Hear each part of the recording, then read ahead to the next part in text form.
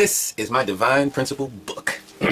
Okay, so today we're going to continue with the purpose of creation, and we are going to talk about the second blessing. That is the blessing of husband and wife unity. Now, husband and wife unity has to begin from God. In other words, if we don't see the relationship between husband and wife as a gift from God, then that is not the second blessing. So in order to create the four-position foundation centered on God, the subject and object have to come together, prompted by God. If subject and object come together, not prompted by God, but prompted by some other force, maybe Satan, then that relationship is fundamentally different from the originally intended relationship. And because the purpose is different, Satan occupies the God position, giving purpose to the subject and object, and giving purpose to why they relate and why they are attracted to each other.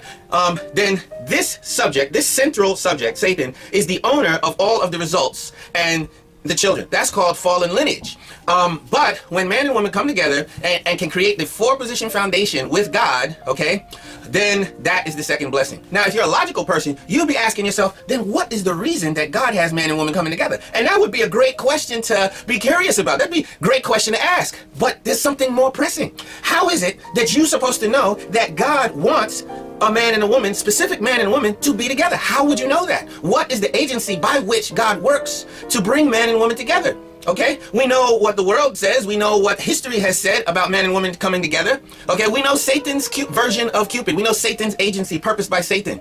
We know all of the lust and all the, reasons why man and woman would come together. But what is the agency by which God would get man and woman to come together?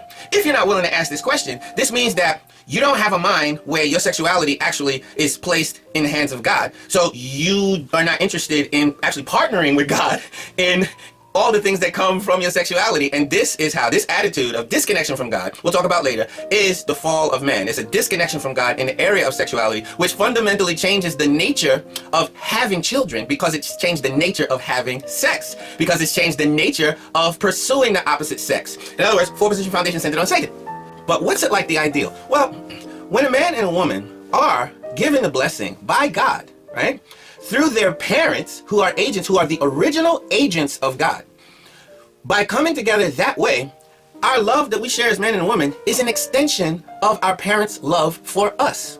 So God and parents are the agency that brings us together. Then, as much as we love and embrace our parents, that is how much added passion we can express and added appreciation that we can feel for our spouse. And once you've tasted loving your spouse for such great reasons, the concept of fallen, lust-filled, temporary sexuality isn't so appealing. So really, the discussion of the second blessing is a wake-up call to us, because many times we just take sexual tension in our world for granted, and we don't really examine its roots and the path that it takes. But if you want the second blessing and to be happy and in front of God, you're going to fulfill the three great blessings. If you want to fulfill the second blessing, you're going to have to stand in front of God naked, so to speak, and bring your sexuality in front of Him for examination. And I say that jokingly, but yeah, if you feel like God has no business in your sexuality, then you have no interest in the second blessing. On the other hand, if you're rightly curious about what our Maker had planned for us when He made man and woman and made the sexual organs, then you'll naturally ask the question and make it part of your prayers. All right, we're going to talk about the purpose of creation one more time.